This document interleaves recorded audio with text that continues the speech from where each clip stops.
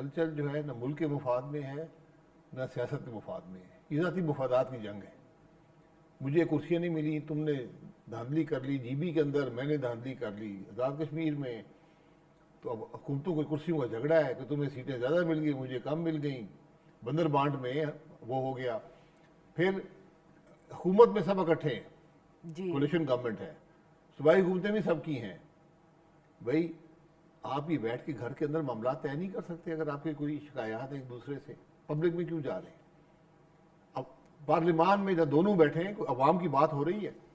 اس سارے جھگڑے کا کوئی تعلق عوام سے یا ملک سے نہیں ہے، یہ ذاتی مفادات کی جنگ ہے.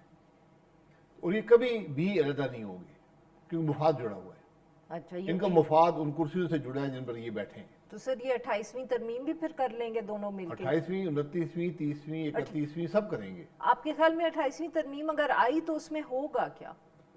مجھے نہیں پتا، ہر بندہ کوئی کہتا ہے صوبے بن جائیں گے، کوئی کہتا ہے نیفسی وارڈ ختم ہو جائے گا، مجھے نہیں پتا. اور رات کے اندھیرے میں کریں گے تو بہت ملک کا نقصان ہوگا. یہ پچھلی 2 ترامیم نے بھی جوڈیشل نظام کو تباہ کر دیا ہے.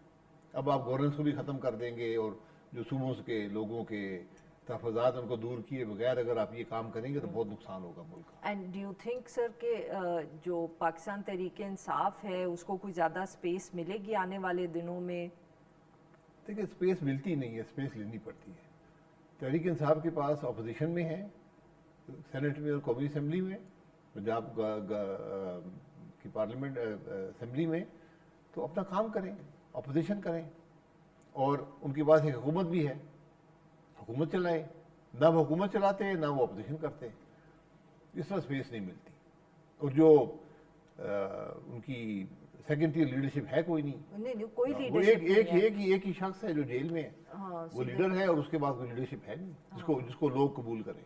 سو یو تھنک کہ یہ پھر حکومت بھی چلتی رہے گی؟ بیکاز اگر پی ٹی آئی اپوزیشن ہی کرے گی تو سر پھر ان کو کوئی اپوزیشن نہیں ہے نا، کوئی تھریٹ نہیں ہے حکومت کو. شہباز شریف صاحب کی جو حکومت ہے مطلب کہ اس کو کوئی اس وقت کسی قسم کا کوئی تھریٹ کدھر کہیں سے نہیں. بہت بڑا تھریٹ اپنے آپ سے. اپنے آپ سے کون سا جی جب کام نہیں کرے تو تھریٹ ہی ہے نا. سر کوئی فرق ان کو نہیں پڑتا. حقیقت ان کو دیکھیں، ان کے پاس میدان ہے، کھلا میدان ہے. ان کو 2.5 سال ہو گئے، ایک پیسے کا کام نہیں کر سکے. سر وہ پرائیویٹائزیشن پی آئی اے کی ہو گئی، ابھی ہم بات کریں گے ڈسکوز کی بھی پرائیویٹائزیشن کر رہے ہیں. تو مطلب واٹس دا بگ ڈیل؟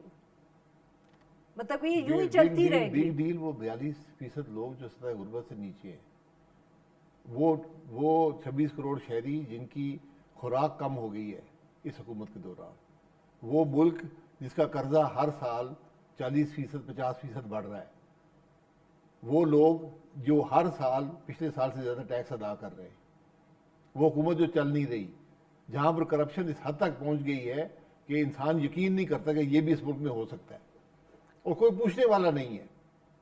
تو پھر وہی نا سر، کوئی پوچھنے جی والا پوچھنے والا نہیں ہے. ہاں ٹھیک ہے، تو اپنے آپ سے ہی خطرہ ہے نا.